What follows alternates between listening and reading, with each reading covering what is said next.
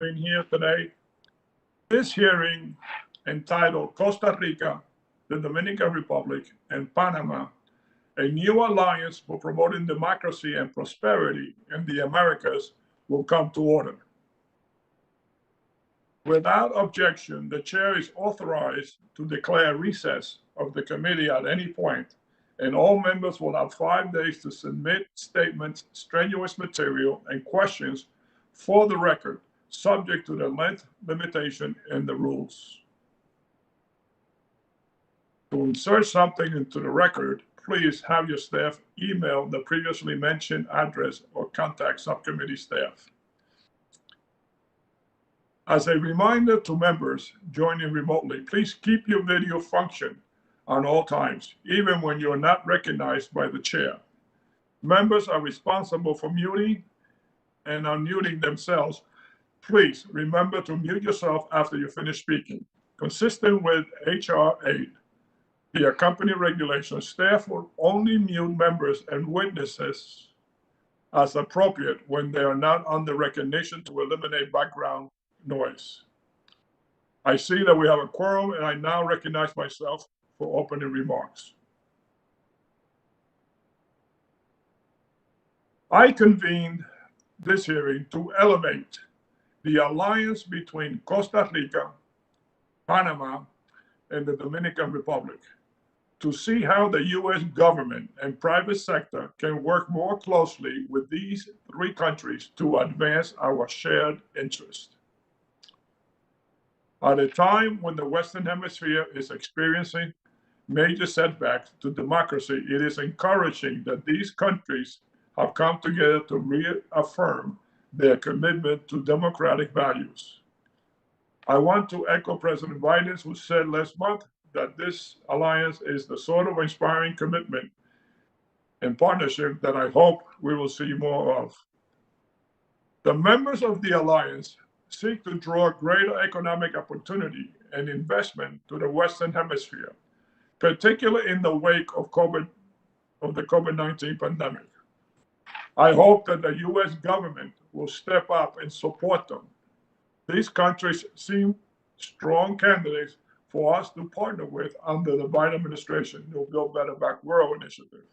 We need to leverage institutions like the Development Finance Corporation to support stronger economic recoveries in the wake of the pandemic. We also need to harness the American private sector, which remains the most innovative in the world, to identify specific industries that could benefit from moving part of their supply chains to the Western Hemisphere. The United States remains the preferred partner for much of Latin America. We cannot take this for granted. When I traveled to the Dominican Republic with Ranking Member Green and Congressman Espaillat in September, we heard from President Abinader that his government wants to work more closely with the U.S. But like all leaders, he needs to prioritize the interests of his people. We cannot expect other countries to wait around for us to get into it together while China continues to offer them shiny investment opportunities. Our policy cannot simply be to criticize China. We need to offer alternatives that give our partners and allies a real choice. The Abinader administration has made meaningful progress in reforming the police and combating corruption. I am glad that USAID has announced additional support in recent months for these efforts, as reducing corruption will not only strengthen the Dominican Republic's democracy, but also improve the climate for foreign investment. Costa Rica is a bright spot in Latin America. I have always felt that Costa Rica punches way above its weight. It is a small country with a big influence on this region. Costa Rica has a stable democracy, a strong health system, and no military. It is one of the world's leaders in terms of sustainability, as the country now depends almost exclusively on renewable sources for its electric needs. Costa Rica also stepped up in a major way to address the crisis in neighboring Nicaragua, not only by taking migrants and asylum seekers by speaking out clearly and consistently in condemning the repression carried out by the Ortega dictatorship next door. Panama played a key role throughout last year in sounding the alarm about an increase in the number of migrants attempting the extremely dangerous journey through the Darien Gap. I have engaged closely with their embassy and their foreign minister, and I truly believe the Panamanian government is doing everything it can to manage migration humanely. Panama is in a difficult situation, and I am disappointed with the lack of international support they have received so far. This is a case where the United States leadership is needed to once again convene countries throughout the region following the initial meeting in October and garner tangible commitments regarding immigration cooperation. All three of these countries are important security partners, which are taking steps to stop drug trafficking. Much more needs to be done, but I believe we are pushing an open door. I hope that we can work together on a bipartisan basis with the Biden administration to seize the opportunity that this alliance represents. An important first step is for the Senate to finally confirm key ambassador nominees, including the ambassador to Panama, the Dominican Republic, and the Organization of American States.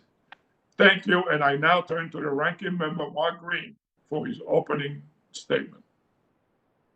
Thank you, Chairman Sirius, for holding this hearing, and I want to thank our witnesses for testifying today. And as you said, back in September, I was pleased to see the presidents of Costa Rica, the Dominican Republic, and Panama come together to launch the Alliance for Development and Democracy. In addition to strengthening democratic institutions, the Alliance's emphasis on economic growth and development is a much welcome initiative. There is a substantial opportunity for collaboration and cooperation between the U.S. and the Alliance. We are democracies united by our shared principles, values, and culture. We're also confronting shared challenges and threats.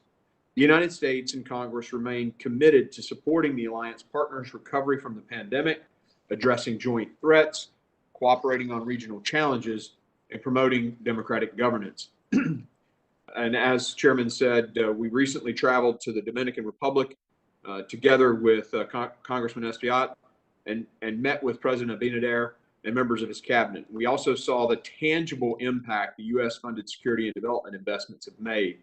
While I'm pleased that the Dominican government has prohibited the CCP's malign investment in critical sectors, I hope to see that expand to 5G and matters of citizen security. The House Foreign Affairs Committee and many other congressional colleagues have long expressed concern about China's activities in the region. We hope this alliance provides a forum for greater opportunities to promote transparency and high-quality investments. Additionally, I was proud to have co-sponsored the Caribbean Basin Security Initiative Authorization Act, which would help the Dominican Republic and our Caribbean neighbors get the necessary resources to support disaster resilience, promote human rights, and combat the criminal organizations that victimize their countries. Important progress has been made on these shared goals.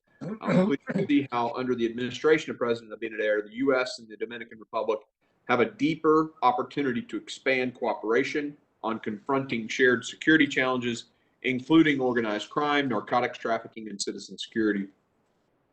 I also recently met with Panama's foreign minister, and we discussed a challenge confronting all three partners of the United States, and that's out of control migration and immigration issues.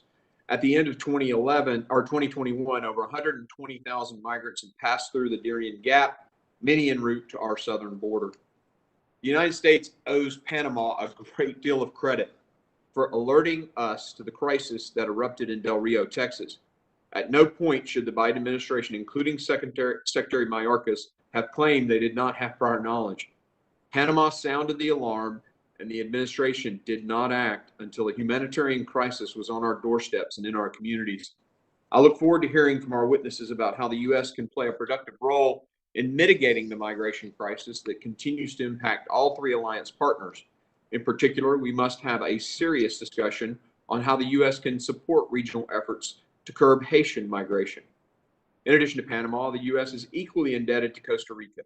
2020 set a new record for the amount of illicit narcotics by Costa Rican authorities, a twofold increase from the previous year. That is incredibly admirable. This is a result of Costa Rica's strong will to combat the scourge of drug trafficking, as organized criminal groups have seized on the country as a key transit point for U.S.-bound narcotics. I appreciate Costa Rica's efforts to help keep citizens in our hemisphere and in the U.S. safe from illicit narcotics.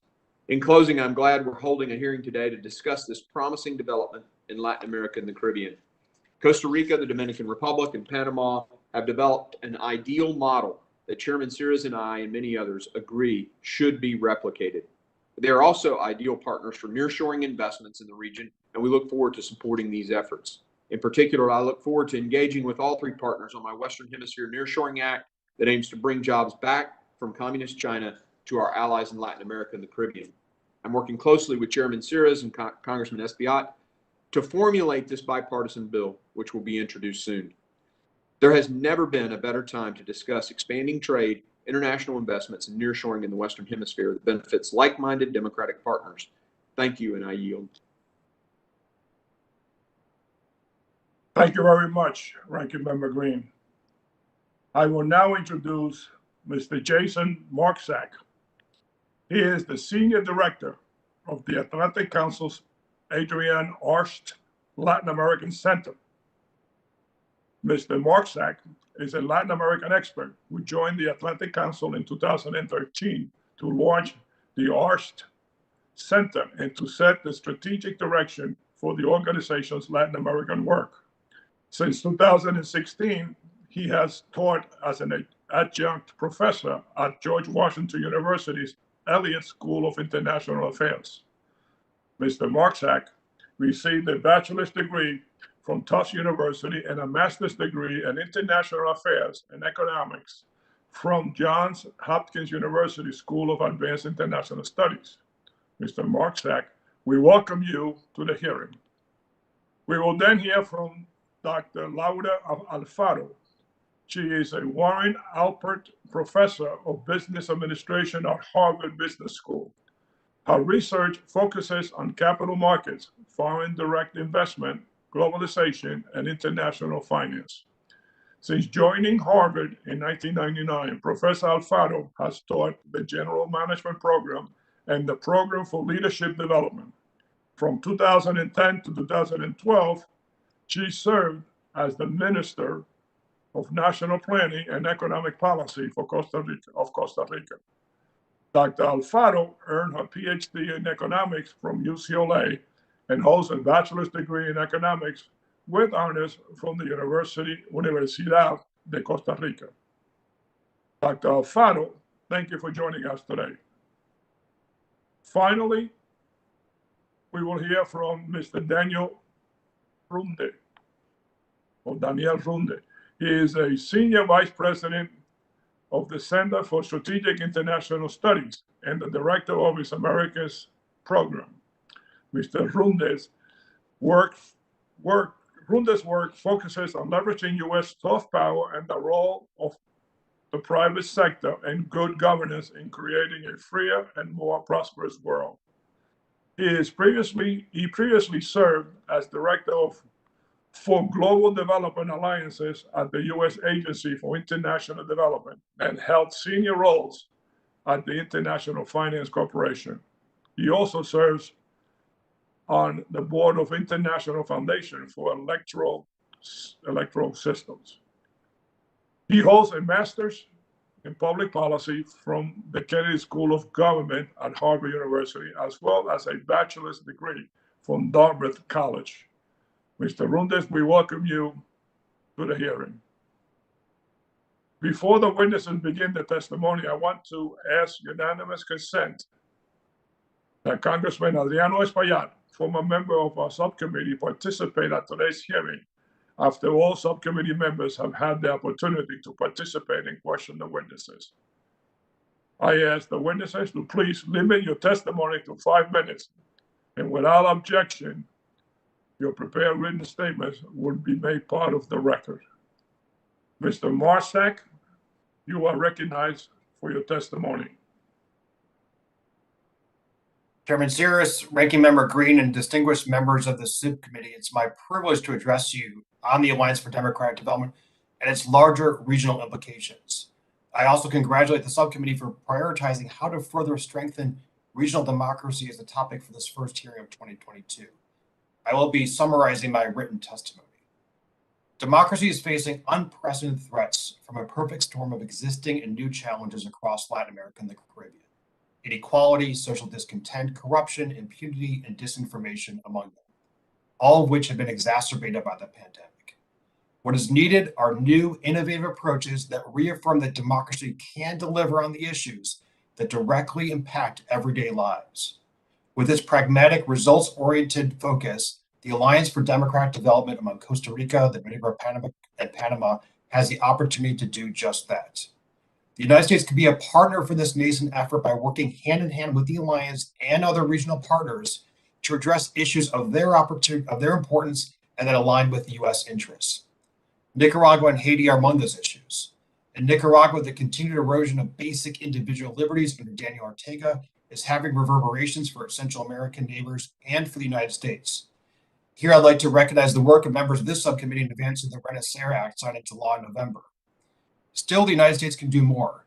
Section 3 of the Renacer Law calls for the president to review the participation of Nicaragua in the Dominican Republic Central America FTA.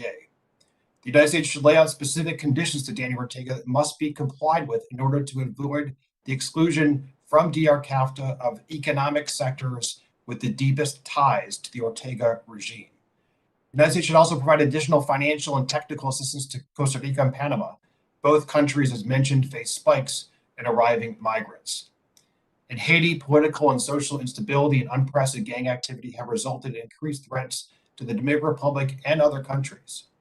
Here, I recommend instructing the State Department to report on steps taken to address the multidimensional nature of Haiti's challenges. The report should define next steps to work with Haiti and other countries to improve security and peacefully carry out presidential elections. The United States should also be a partner in rebuilding the broader Caribbean basin, which continues to see lower tourist arrivals amid continued economic shocks. Caribbean economies are saddled with high debt and high financing costs. And as detailed in a forthcoming Atlantic Council report, the withdrawal of U.S. correspondent banking relations with Caribbean banks leaves fewer options to process transactions, making it harder for businesses to thrive. It's important to also assess how other economic and development instruments at the U.S. disposal can help. A priority should be greater flexibility for the Development Finance Corporation to operate across the region.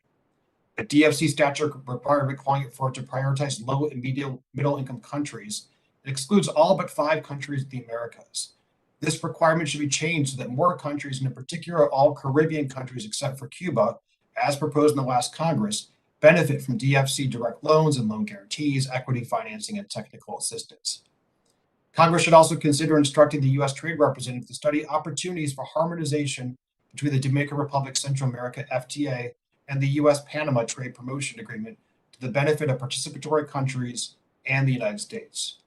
Looking regionally, the Alliance for Democratic Development is both a hopeful sign of new momentum to revive democracy, but also a worrisome signal that sub-regional and regional institutions are ill-prepared to counter today's threats to democracy. Polarization threatens democratic norms with disinformation and misinformation pervasive. Although Venezuela and Cuba must be pointed out for their non-adherence to even the most basic democratic norms, bright spots exist. In December, Chile's presidential vote was a model for the world, and President-elect Xiomara Castro assumes office in Honduras next week, having pledged to reestablish the rule of law and root out corruption. This year, as host of the Summit of the Americas, the United States has its best opportunity in nearly 2 decades to show U.S. leadership and to put forward concrete, action-oriented proposals that improve people's lives. An Atlantic Council report last year, with a forward by Chairman Cirrus, proposed a partnership strategy to help the region recover and rebuild from COVID. In it, I wrote that a U.S. strategy should seek to accomplish 3 goals: increase prosperity, improve security, and strengthen democracies. To achieve these goals, a 6-point plan was laid out focusing on the following pillars: health, economy, commerce and nearshoring, climate action, education, and democracy. This takes on added urgency today with growing Chinese ties. The U.S. faces a values and interest competitor in the region. In sum, this year must be one where decisive action is taken to introduce our hemisphere's democratic institutions through a strategy that aligns regional priorities and U.S. interests. Thank you once again for the opportunity to appear before the subcommittee today. I look forward to your questions. Thank you very much, Dr. Alfaro. I now turn to you for your testimony. Chairman Sears, Ranking Member Green, distinguished members of the committee, and honorable members of the House of Representatives, it's an honor to appear before you today. Costa Rica, Panama, and Dominican Republic, based on their mutual commitment to the rule of law, democratic institutions, and respect and protection of human rights, created a new alliance to promote joint efforts to foster green, fair, and inclusive sustainable growth and development. President Biden held the partnership as inspiring an alliance to strengthen democratic institutions. At the time when many countries in the region, in particular in Central America, are turning their backs to democracy, it becomes imperative that we continue to show that democracies can deliver for people on issues that matter the most to them. I will focus my remarks mostly in Costa Rica, the oldest continuous functioning democracy in Latin America with no army since 1948, which can serve as a model of progress for the region. A country of virtually universal health and pension system, Costa Rica is the country with the highest lifespan in the region, perhaps a summary indicator of our accomplishments. These accomplishments are founded on a deep commitment to democracy, political stability, social welfare, respect for the environment, and an outward-oriented strategy based on openness to foreign investment and trade.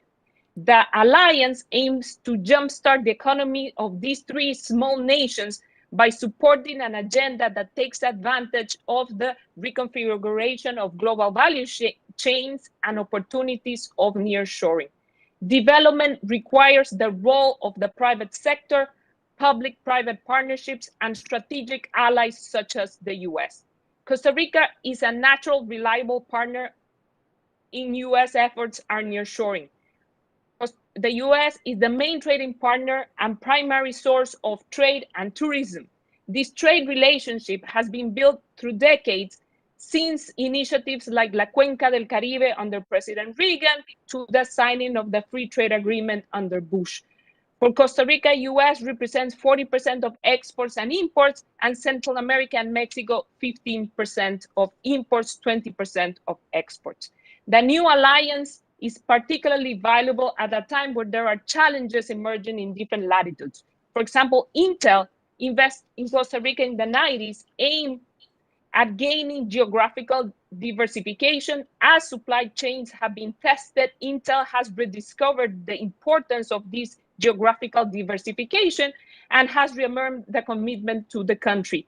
There are clear opportunities. Costa Rica has, for example, an existing medical cluster and biotechnology sector, and yet the three countries represent less than 0.01% of U.S. investments abroad.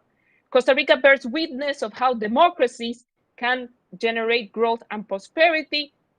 However, these achievements cannot be taken for granted. The pandemic has been challenging for Latin America, and Costa Rica has not been an exception. The country turned to the international agencies for support. Moreover, the threats from the retreat of democracy in the region are real. In her testimony last September, President Chinchilla noted how Nicaragua has consolidated a ruthless, corrupt dictatorship.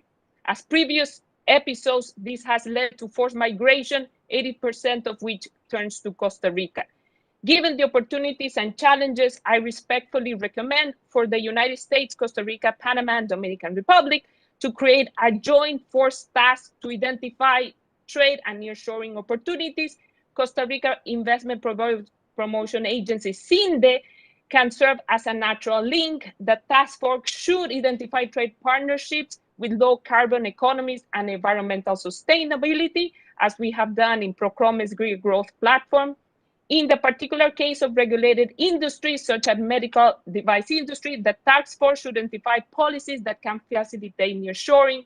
We should continue to foster education partnerships. For Costa Rica, Panama, and Dominican Republic, they should continue to invest in logistics, IT facilities, ports, airports, and so on. And for the U.S. to increase humanitarian aid and to continue to work with the region on vaccination and COVID-19 relief efforts. These three countries have come together to promote human rights, democracy, and economic cooperation. I hope our countries can continue to work together. Thanks. Thank you very much. Mr. Rundick, you are recognized for your testimony. Thank you, Chair Series. It's a privilege to be asked to appear before you today. Perhaps one of the most promising developments in the Western Hemisphere, the Alliance for Development in Democracy, inaugurated by the three standout countries, Costa Rica, the DR, and Panama. Ultimately, we should see this partnership as an opportunity and as a wake-up call. These countries have other options, and so do the rest of the countries in Central America and the Caribbean. While the United States has arguably had an ADD approach to the region, China has been eating our lunch. Over the past 2 decades, China's share of trade in Latin America and the Caribbean has multiplied 8 times over. When the U.S. leaves a vacuum, China and Russia will seek to fill it. To the extent we do not solve the region's COVID-19 vaccine problem, the region will seek subpar Chinese and Russian vaccines. It's as simple as that. There are several key U.S. priorities related to this alliance. First, as the United States looks to move supply chains from a just-in-time to a just-in-case model, these three countries are willing and able partners. Second, in the context of climate and disaster resilience, the three countries have a lot to offer. There are also opportunities to work with U.S. allies farther afield in this space, such as Taiwan, which is engaged in strong disaster preparedness work in Haiti and Honduras. Japan has increasingly focused its assistance efforts in the region on disaster mitigation and climate adaptation. Third, migration poses a very complex challenge throughout the region, and all three small countries are grappling with tens or even hundreds of thousands of migrants. Increased migration flows also carry implications for regional security. Criminal actors often take advantage of the need to move illicit goods and set up new networks of influence. So here are my recommendations for this committee and for the U.S. Congress. First, can we just please answer the mail? On several occasions, the leaders of Costa Rica, the DR, and Panama have expressed interest in high-level dialogue with the United States. However, since his inauguration, President Biden has not had a formal call or one-on-one meetings with any of his counterparts in the three countries. That is simple to fix. Let's just fix it. Please, let's ask the Senate to confirm the U.S. ambassadors to the DR and Panama. These are qualified candidates. The Senate should confirm them. There are congressional caucuses for Central America and the Caribbean. These are great ways for the Congress to engage. And so if you're not a member, if you're a member of this committee and you're not a member of one of these two caucuses, I would ask you to consider joining. Second, we need to support a regional vaccine capacity in these three countries. The current pandemic has laid bare the need for a new, robust global health supply chains. These three countries are really good candidates to develop new regional capacities for vaccines. Third, let's renew and improve the Caribbean Basin Initiative. A reimagined CBI could further many of the goals that we had in the past, but also promoting a sustainable post-pandemic recovery and act as a credible counteroffer to China. Fourth, let's revisit CAFTA-DR. It's been more than 15 years since CAFTA-DR was set up. We probably need to look at modernizing intellectual property and digital economy provisions and link it up and line it up with the USMCA, which includes Canada and Mexico. Fifth, let's convene the private sector. The economic future of Costa Rica, the DR, and Panama will be determined by the ability of these countries to attract and leverage the private sector. There are excellent sub-regional groupings such as HUGE, which involves Honduras, El Salvador, Guatemala, and the United States, along with the Partnership for Central America that's been convened by Vice President Harris. These are interesting models that could be consulted or emulated. Six, let's leverage the Summit of the Americas. On the subject of migration, the U.S. ought to be drawing from these three countries' experiences. And seventh, let's just remember the regional context. These three countries are great bright spots, but the United States can't afford to neglect the other countries in Central America and the Caribbean at the expense of these three countries.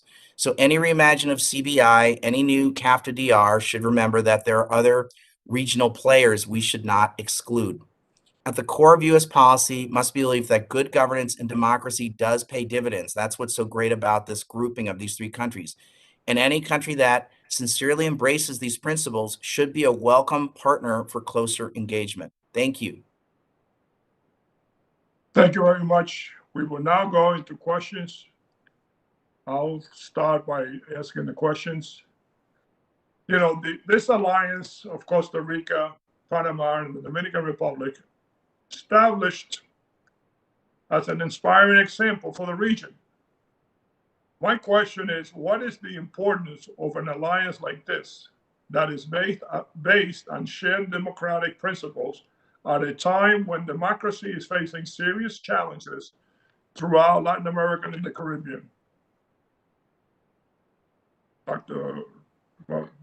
Marsack? Thank you, Chairman Sears. Happy to take that question. This alliance is, I think, an incredible inspiration of the fact that countries rooted in democracy and countries that highly value democratic institutions are able to actually deliver for the people. And this is why it's so important for U.S. support of this alliance. This is an informal alliance, but it's very much rooted from the get-go, less in vision and talk, but more in action and results. And showing the fact that democracies, when they come together, can achieve action and results that benefit people's everyday lives is fundamental to U.S. interests and fundamental to the future of our hemisphere. And that is why it's so important for the U.S. to support this alliance, but also to show across the region that when countries do come together, like-minded democracies, in the interest of improving lives for their people and in the interest of democratic norms, that the U.S. is there. The U.S. is there ready to support and ready to help those countries, and hopefully this can inspire other like-minded alliances such as this one.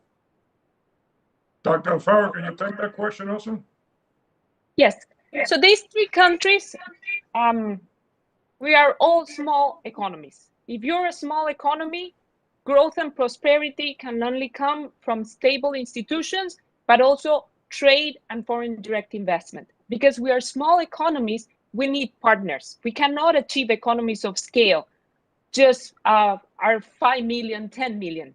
We need to open up. So the alliance, first of all, is trying to create this cooperation between the three countries to create complementarities and economies of scale, and also to talk to the US, again, a reliable partner, because on our own, we cannot do it. We need, again, bigger markets and bigger commitment, and it does come through this alliance. Thank you, Mr. Rundy. Thank you, Congressman. I do think the three countries offer a power of example to the region. They're the third largest trading partner in the hemisphere when they're combined, and so they are an important grouping. I do think all three countries have taken on big anti-corruption initiatives in the last couple of years, and I know that the Biden administration has an appropriate increased focus on anti-corruption efforts. So I think there's an opportunity to work with these three countries on anti-corruption efforts, and both in those three countries, but also outside those three countries. I do also think, as we think about nearshoring and some of the opportunities for investments, to the extent that these countries are attracting more investments, because I think capital is a coward, to the extent that investors feel like there's a rule of law, clear rules of the game, that if a government turns over from one party to the other, so like which is going to happen in Costa Rica, no one's going to lose any sleep that their investments at risk, because nobody loses any sleep in any of these three countries that their investments are at risk. So I do think the power of example is important. I think it's an important question, Congressman. Thank you. Thank you. You know, Panama spoke up about the migrant situation last year, but it didn't seem like any international support was given. Can you please tell me how important it is for the international community to support this migrant movement through the Darien Gap? Marsack? Chairman Sears, happy to take that question first. It is incredibly important. We're seeing Panama seeing reports of 1,000, 1,200 migrants coming on a daily basis through the Darien Gap, and this is frankly unsustainable in the long term for a country like Panama that is so willing to accept these migrants. It's critically important that the efforts taken by the administration in the fall to come up with a migrant protocol across the hemisphere, that those are advanced in 2022. because these migrants that are coming through Panama will eventually reach the U.S. border. And this is a challenge both for the U.S. as well as for the migrants themselves and for the many countries that will continue to be the recipients of those migrants along the journey. Thank you, Dr. Farrell. Not too much time, but can you take that question? Should I still take it? Yeah, would you please answer that if you can? Yes. Building on what was said, again, there is a migration in these countries where they offer healthcare, education, public services. There is a fiscal, there is an economic cost at a time where all of these countries have been particularly hit by COVID, loss of tourism, loss of economic activities. All of these countries have had to go to multilateral agencies. So there is an economic burden that we should try for it not to destabilize the region beyond what it should be. Okay, thank you. I will now turn over to the ranking member, Mark Green, for his questions. Thank you, Chairman Sirius, and thank you to our witnesses for being here today. I greatly appreciate it. Dr. Runday, am I pronouncing your name correctly? Rundy's fine, but thanks a lot. Thank you, Congressman. Just want I to apologize if I screwed it up. No problem. Congressman Sirius, I'm one of your greatest admirers. You don't know it. We're going to miss you so much at CSIS. Well, please stay involved in public life. Thank you for your service, sir. I know you're retiring. I put that in quotes, but I'm one of your biggest admirers, Congressman Sirius. Oh, thank you very much. That's the best testimony this committee has. You get an extra 30 seconds there, Mr. Green. Thank you, sir. The Alliance has identified sustainable development as a key focus. What would a more effective and sustainable development and foreign assistance strategy in the region look like? And what contributions can the United States make? What do we need to make our priority? Thank you, Congressman. That's a great question. I'd say the first thing is we better answer the mail on COVID vaccines. To the extent we leave a vacuum on COVID vaccines, they're going to go to the crappy Chinese and Russian vaccines. And in a number of countries, including in Central America and the Caribbean, we shouldn't give ourselves an A in being responsive to our friends. That's the first thing I'd say. Second, we didn't want the digital rails of the future controlled by Huawei and ZTE. These countries are waking up to the fact that this isn't so great. So I think to the extent that we can help enable digital rails of the future that are not Huawei and ZTE, that's the second thing. The third is on nearshoring. We've got to think about this is the best opportunity the Western Hemisphere is going to have in the last 30 years. Like as you see these shifts, we ought to be using our foreign aid as a lubricant to lubricate shifts in global supply chains. Fourth, my other thought would be is the magic number, Congressman, is 8,000. We need to have a 20-year strategy on global migration in the Western Hemisphere. We don't have uncontrolled migration or whatever we want to call it from places like Panama, the DR, Costa Rica. Why is that? Those countries all have hit the magic number of $8,000 per capita. So when you look at when a country hits $8,000 per capita, más o menos, people stop migrating. So we want to get as many countries in the Western Hemisphere to the level of $8,000 per capita as fast as we can. And so we need to take a long-term view. This is this is a 10 or 20-year project. So we're going to have these challenges of migration, whether it's Haiti or otherwise, for a long time. These small countries have been very generous, sir, in terms of hosting these folks. We'd be surprised in places like Tennessee or New York or New Jersey, your constituents would be surprised at how generous these small countries have been in hosting hundreds of thousands of migrants. And that $8,000, I assume, is in today's dollar. So a 20-year plan's got to, take into consideration inflation. Yes, sir. Especially these days, where should we seek? What specific? Now you gave some very good specifics. I was taking notes, and we'll refer back to this testimony. But where else can we specifically partner with the Alliance? As it goes to. As far as trade and things like that go, I know we're pushing the nearshoring stuff and getting capital through the DFC and the IDB and others to make these moves from China. But where else can we partner in this? So I do think we should be revisiting a Caribbean Basin initiative. which was a Reagan administration initiative to counter the Soviet Union. We have got to counter the Chinese in the hemisphere. They are eating our lunch. We put together the Caribbean Basin Initiative to respond to the challenges of the Soviet Union. We have got to enable a more robust offer economically to the region. We have an ADD relationship with the Caribbean and Central America. I think part of the reason these countries are pulling together say, hey, pay attention to us. We're doing great stuff. These are good news countries. I think Congressman Sirius is right in his opening remarks about this. At the same time, Congressman Green, these three countries all recognize China. So they're not saying it, but I think we ought to be implicitly like, to the extent we don't answer the mail, they got other options.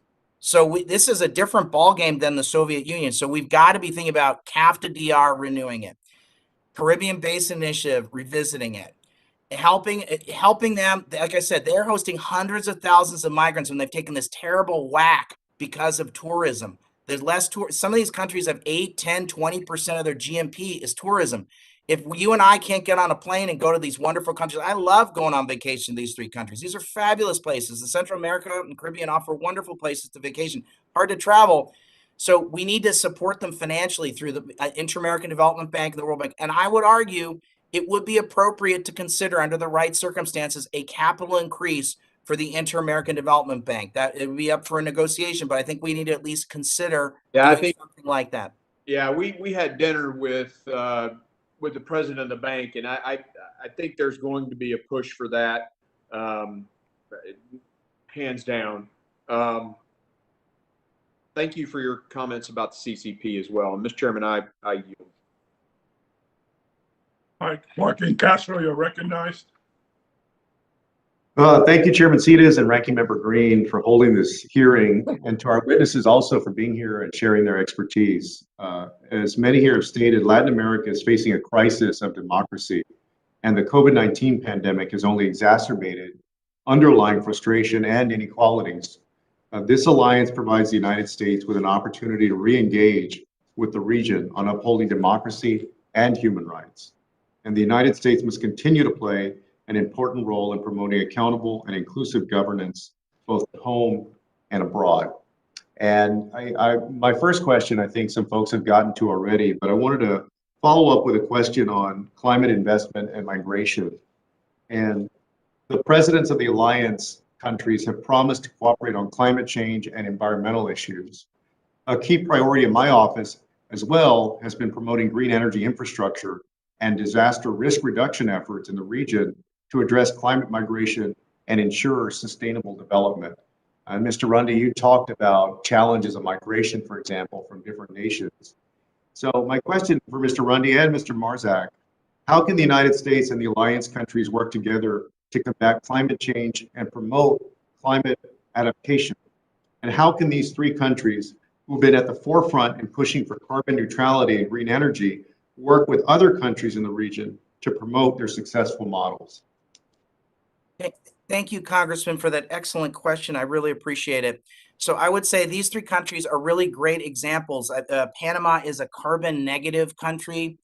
Costa Rica is on the edge of getting there. Several of these countries have important mining assets. As we move on a carbon transition, we're going to have to learn to love mining in a deep, profound way. We're going to have to quintuple the amount of mining in the world, given the current technologies for electric vehicles. So I think we're going to have to look at sort of a whole series of supply chain issues around mining. But I think these countries offer a lot in that area. And USAID's disaster response hub for the region has been for many decades in Costa Rica been an important partner. Taiwan and Japan are important partners on disaster response and on climate as well in the region. So I think these are countries that offer great powers of example. They have important assets going forward as it relates to sort of the carbon transition, but also our partners outside of the hemisphere also offer opportunities for partnership. So thank you, sir. Absolutely. Congressman Castro, thank you very much for the question. I think in addition to Dan's comments, these three countries also, there's a huge opportunity for the U.S. to work with them on the transition to renewables. And lessening the dependence, frankly, across the Caribbean as well on fossil fuels, and looking at transition fuels like gas and others as a segue to renewables overall. an important part of your question, as well as the question of climate adaptation and the impact, as the Prime Minister of Barbados has spoken about so eloquently, about the impact of climate change on the Caribbean countries across the board. This has impacts in particular in the tourism economy, but also more broadly across economies. And frankly, there is a urgent need for greater U.S. support on helping countries to mitigate the impacts of climate change because of the real fact that potentially large swaths of territory in the Caribbean can be lost to climate change in the coming decades. And so this is going to be an incredibly important issue, not just for the hemisphere writ large, but for the Caribbean in particular.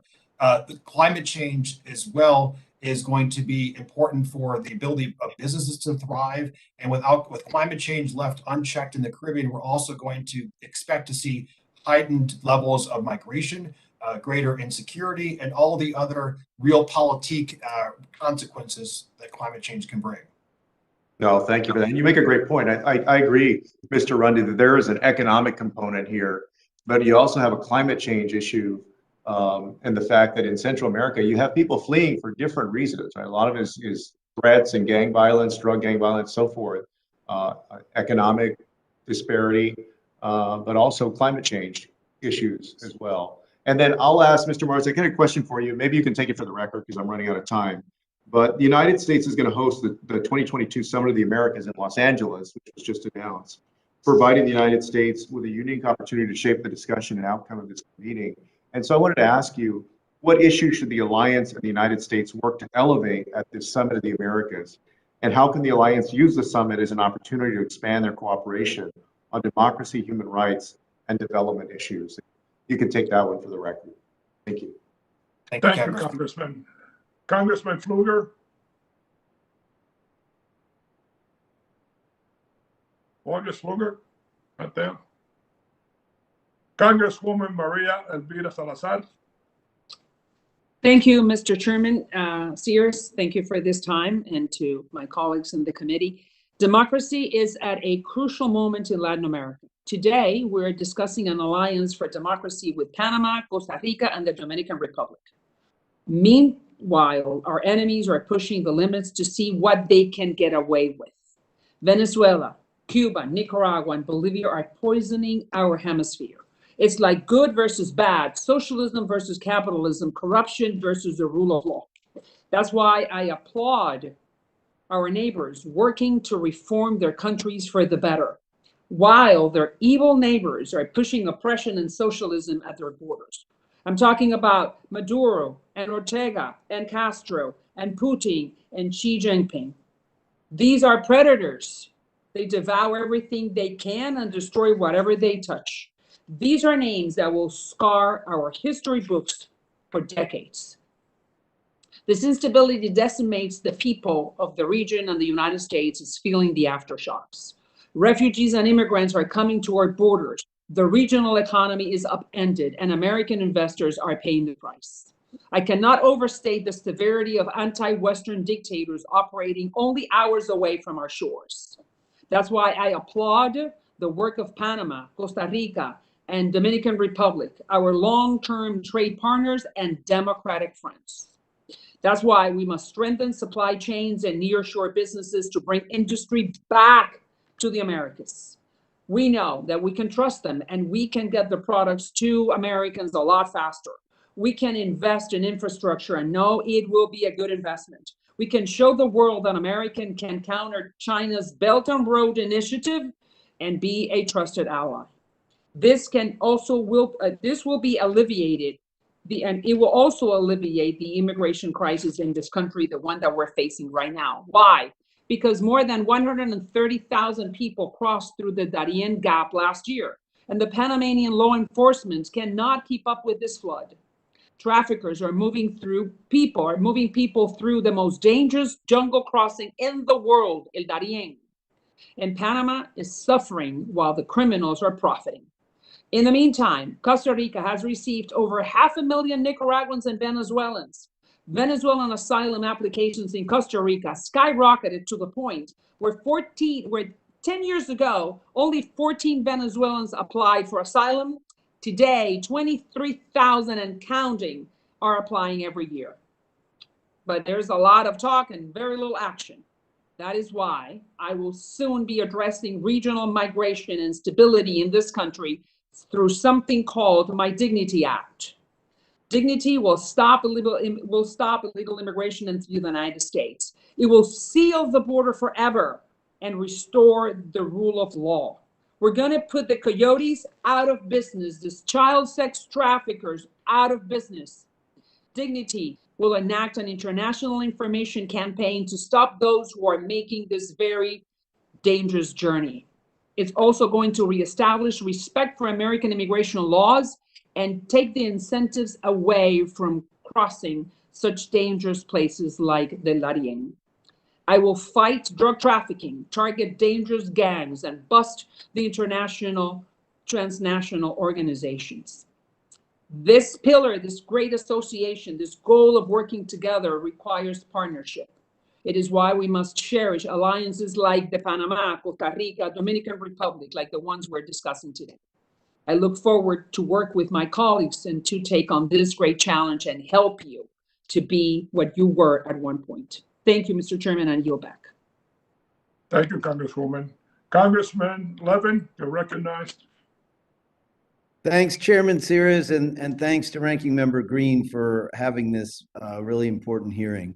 Let me start with democratic transitions in the region and what more the U.S. could be doing in coordination with this new alliance in supporting people struggling for democracy in their countries. And I'm thinking particularly of Haiti, where a civil society-led group is working to create the conditions for a true democratic transition there, but is struggling to garner the attention and respect of international partners that they need to move the agreement forward. Mr. Marzak, what formal or informal role do you think this alliance could play in promoting and supporting democratic governance in other countries like Haiti? Congressman Levin, thank you very much for the question. This alliance, the success of this alliance is fundamental for democratic governance in countries across the hemisphere. There is a absence of the ability of other regional groupings to be able to advance democracy across the hemisphere, and this is why there is the formation of this alliance. And this alliance has to be successful. It has to be able to show that when democratic, like-minded countries come together, they can solve problems in a way in which China and its model cannot. Haiti, as you mentioned, Congressman, is incredibly important. The discussions ongoing in Louisiana, the Montana Accord, and other aspects are critical for stability and security in Haiti. We've seen in the last 6 months between the assassination of the president, the earthquake, kidnapping of missionaries in Haiti, and criminal gangs basically overtaking parts of the country, that we being the United States, cannot let Haiti, cannot stop working with Haiti. We need to be working with partners, working with our European partners and partners across the region to do so. Well, thank you. Let me just say that I'm hopeful that folks from the DR and Panama and Costa Rica who are listening can step up and try to show to the United States that this Montana group represents an unprecedented convergence of civil society groups, democracy formation in action, and that we need to respect it more and pay attention to it more. Let me turn to the climate crisis. You know, I firmly believe that the solutions to this existential challenge must be international in scale and effort, and that the benefits, good paying jobs, resilient infrastructure, and technology development will follow and must follow democratically. Costa Rica and Panama are clear success stories in terms of their carbon neutral and carbon negative status, respectively, but so many other countries in the region are not close to achieving the carbon transformations and investments in resilience that we know are needed to make progress in the climate fight. And by the way, the US is having trouble making progress. So Dr. Alfaro, as the former Minister of National Planning and Economic Policy in Costa Rica, you're a really good person to talk about this. You oversaw a significant part of the transition to a renewable energy economy there. In your testimony, you recommend the creation of a joint task force to identify trade and nearshoring opportunities with an emphasis on, and I'm quoting, trade partnerships consistent with low carbon economies and environmentally sustainable processes. So talk to me about, if such a task force was created, how we could ensure this principle was upheld and that it really focuses on identifying climate mitigation technologies and climate change related opportunities so we can really move forward much more aggressively here together. Thank you very much. So Costa Rica has been engaging in pro-environment, if you want, activities for 50 years. It was under President Oduber in the 70s that there was a realization that erosion and cutting the trees was hurting us, the people from Costa Rica.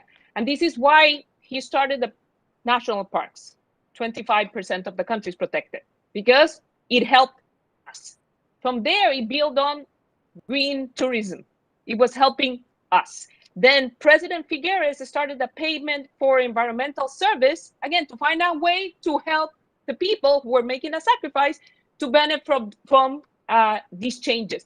So I think in Costa Rica it's now very sustainable because the people have seen that there are benefits from helping the environment. And this is what has been seen in this PROCOMET program that has found already linkages and supply chain opportunities that are green. So it becomes a win-win for everyone. That is why I mentioned this program. They have already been seen. And once people see the benefits of these strategies, it becomes very sustainable. It is easier to build on successes if you want and copy these successes. And I do think Costa Rica in this can provide an example. Green energy, that's what we have. We have wind, rain, and a lot of oceans, and that's what he have built. We still need to work in electric transportation, and I do think this is where partnerships for infrastructure are important. Partnership with the US, not only for know-how and technology, but also for capital. More than 100 US firms have discovered that Costa Rica is a good place to be. And I do think that talking to them and building on these successful examples can open opportunities for others to benefit. And in the process, we also will help the environment. Well, thanks. I think my time's expired, but Mr. Chairman, I'll just say in closing that the inspiring story of Costa Rica over 50 years is something we're going to have to work all together across many countries in a much faster time frame to save life on Earth as we know it on the planet. So I'm counting on you to help lead the way. And thanks again for everything. Bye-bye. Well, before we go to the next one, I'd like to thank Mark Green. I know he has another hearing, but I appreciate the fact that he was here with us to participate. Now, do we have Congressman Fuga on? Do we have Vincent Gonzalez on? Juan Vargas? Yes, Juan Vargas is on. Unfortunately, only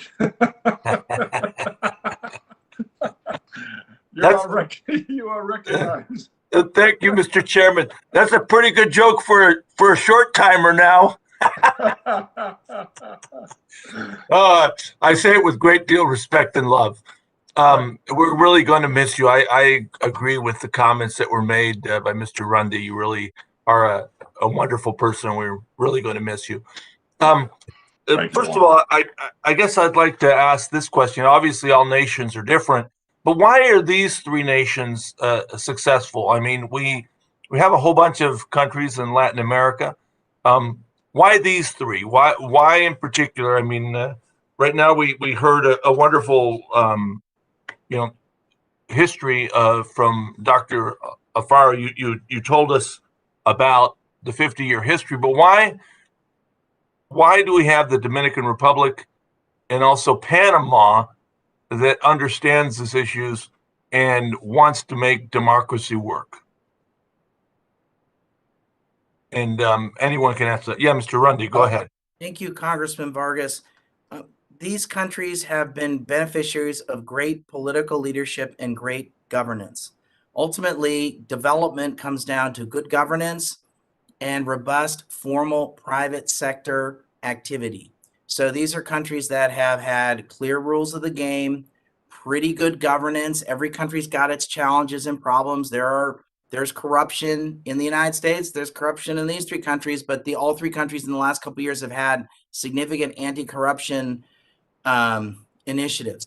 These are countries where if the government turns over like it's going to turn over in Costa Rica, or there's going to be an election at least in several weeks, no one's losing sleep that if there's a change in government in Costa Rica, is my factory going to get nationalized or something crazy like that, or someone's going to move from one currency to Bitcoin, just out of, I'm just saying, I don't know why I would say that, but so these sorts of things. And so a sense of that. I would also argue, though, that these are countries, all three of these countries have benefited from long-term U.S. partnership. These were countries that the Dominican Republic's had a great partnership with the United States through USAID. Panama and the United States have had a wonderful long-term relationship up until the 1990s. USAID had a long-term partnership in Costa Rica. So these are all countries that benefit from long-term investments and partnerships. We are always a supporting actor in someone else's drama, but these are countries that have had good leaders, good governance. We've been good partners. I would also add that things like the Caribbean Basin Initiative and things like CAFTA-DR have been good carrots for sort of making changes happen. So that would be my answer. Thank you. Congressman, happy to take that question as well. Yes, please. I think first off, it's stability and rule of law have made these three countries successful, and also being able to tackle the hard issues. President Abinader came into office with a deep anti-corruption agenda. He's been working steadfastly on that since coming into office, and so being able to have the strong institutions to be able to work on these challenges. Also spoken about previously the importance of the U.S. private sector and U.S. private sector investment. Costa Rica has benefited from U.S. private sector investment in the technology space. Of course, Panama in the logistics and shipping, and so that closeness, both with the U.S. government support, but also the investment from the private sector, and we're not seeing, unfortunately, that U.S. private sector investment in other countries across the hemisphere that are clamoring for more U.S. investment. But it's really the Chinese investment that's coming in. And so it's a real opportunity to think through how can we better facilitate opportunities for the U.S. private sector to be able to invest across the region, to be able to strengthen countries as they are doing with the Dominican Republic, Panama. Mr. Marzak, if I could just push back a little bit, but isn't that the part of the reason, because a lot of these other countries don't have that stability and don't have that rule of law, that American companies that find it hard to invest in those countries? I think in certain countries that is the case. A country like Colombia, that isn't the case. Colombia does have stability, it does have rule of law, but it doesn't have as much U.S. private sector investment that's coming into the country. And the Chinese are looking at a major infrastructure project, the Bogota Metro, a couple of years ago. U.S. company even bid on it. So in certain countries that is the case, but there are other friends and partners across the hemisphere that can significantly benefit from increased U.S. investment. Okay. All right. Well, thank you. I have a whole bunch of questions, but I know I have 8 seconds left here. I guess what I would just say ultimately is I do hope that we near shore and we do work with these countries in a much more aggressive way. It would make sense for us and it would make sense for these countries. And Mr. Chairman, again, thank you so much for the hearing. Thank you. Thank you very much, Congressman Vargas. We now recognize our guest, Adriano Espaillat. Thank you, Mr. Chair. Thank you for hosting this hearing. Let me start by thanking you for your longstanding interest, Mr. Chairman, in the hemisphere and the great work that you've done throughout the years, and as chairman of this committee, which I had the privilege to be a member of for several years. I also want to commend governments of the Dominican Republic, Panama, and Costa Rica for this new alliance that I think provides a ray of hope and opportunity for the region. Each one of them in their own way have established the level of stability that exists in those countries and the partnerships that could be developed with the United States. The Dominican Republic just yesterday extradited Rodolphe Jarre, a person of interest in the investigation of the killing of President Moise. They've also have launched a major anti-corruption campaign, which has led to establishing an independent justice system, and they continue to be the United States' main business partner. The United States continues to be the Dominican Republic's main interest business partner, as well as they make significant progress with human rights and migration. Costa Rica, of course, has become a country that has welcomed migrants from the region.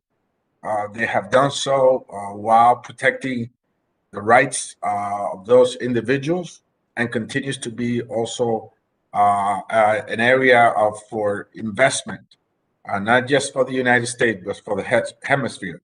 And Panama, of course, has been a great center of commerce and trade for the entire region and the hemisphere and the world, for that matter. And so there is a synergy between these three countries, and I think that we could commend them for this new launching of this new alliance. My question first is around Caribbean Basin Security Initiative, because that's a project that's very dear and near to me. I've introduced legislation to increase the funding, and several of the panelists have addressed issues regarding Caribbean Basin Security Initiative. And I wanted to know from either Mr. Marzak or Mr. Runde, what do they feel is the actual sort of like dollar amount that should be invested in Caribbean Basin security? We have asked for an increase up to $74.5 million per year for the next 5 years. But do you have an idea of what it would take for this particular program to be successful?